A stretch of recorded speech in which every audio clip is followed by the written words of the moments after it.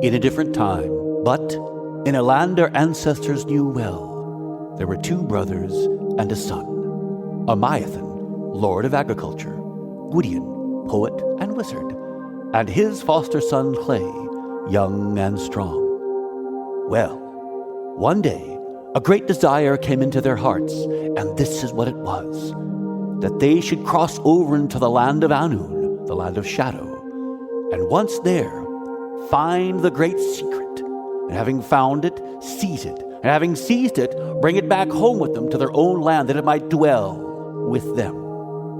Now they knew that if they were to take a large force across the border, it would be met with formidable resistance.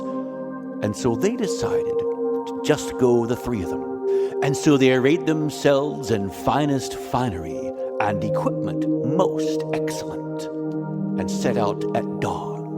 And anyone who saw this was sure that Amiathan, Gwydion, Clay, and the Great Secret would be home in time for brunch. Except that it was far, far deeper into the land of shadow than they expected. Far deeper into the land of Annwn to reach the Great Secret. But reach it they did. Having reached it, they seized it. Having seized it, they left with all the speed they could muster toward the border and the safety of home. And anyone who saw this was sure that Amiathan, Gwydion, Clay, and the Great Secret would be home in time for an early bed. Except that the moment they touched the Great Secret, the Lord of Annwn knew it. And with this knowledge he picked up the great horn of doom. And the horn of doom was sounded, and its vibrations spread across the gray loam of Annwn.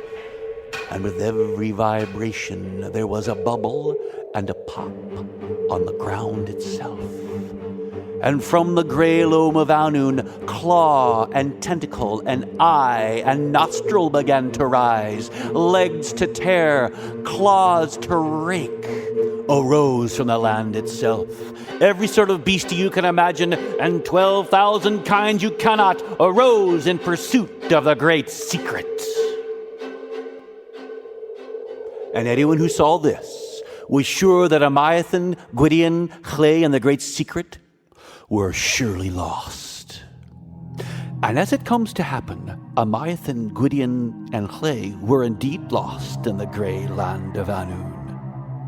And they wandered and could not find their way home until dawn it was, when they stood on the border between the land of the sunlit world and the land of shadow. And it was then that Gwydion looked back and saw the army that was pursuing them. He saw them, and he could tell by the way they looked at the wind that they had clarity of vision, by the way the moonlight shone from their faces that they had a surety of heart, and by the way they held what they carried that they had heroic courage. And anyone who saw this was sure that Amiathan, Gwydion, Clay, and the Great Secret were surely lost. Except that Gwydion raised his staff. Then he sang to the land. He sang a song of the sky. He sang a song that reverberated from him out into the green-lit world. And bushes began to shake, and grass began to quiver, and trees began to wave in the windless air. And then the grass began to whip and rise and run across the fields, and the bushes pulled their roots up out of the ground and scuttered like some small animal. And the trees ripped their roots from the ground and lumbered across the field of battle as army forces never seen. And this is how the story goes. When tree and plant and tangled bower were sent to war against Annwn's power, the alder tree was first of the hour. Rowan and willow both slowly armed, spiny blackthorn hungered to harm, briar scarred a score in its arms.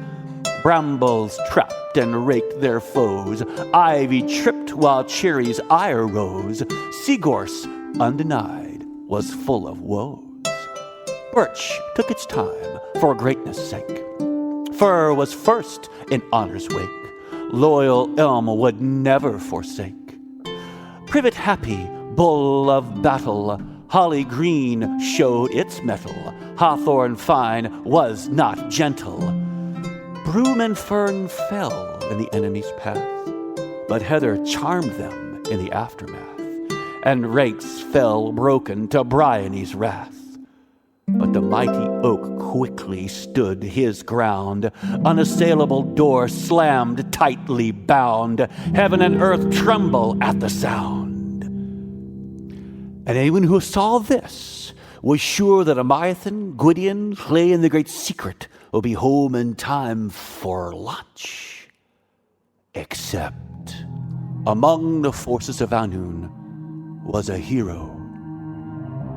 A man so otherworldly in enchantment, a man so sacredly armed with word and charm and magical power, that no matter what you brought against him, be it sword or arrow or magical spell, he could not be defeated unless his name was known. And anyone who saw this was sure that Amiathan, Gwydion, Llay, and the Great Secret were surely lost. Except Gwydion raised his staff, and he sang, "Sure-footed my horse, impelled by spur, high alder sprigs lay upon your shield. Bran is your name, of the glittering branches. Sure-footed my horse, ready for battle. High alder sprigs, gripped by your hand. Bran, I name you by the branch you bear." And it was indeed Bran, and Gwydion had named him. And having his name named, his power fell away from him. And having lost their great champion, the forces of the land of shadow dripped back into the loam from whence they had come. And anyone who saw this was sure that Amiathan, Gwydion, Llay, and the Great Secret would be home in time for supper. And they were.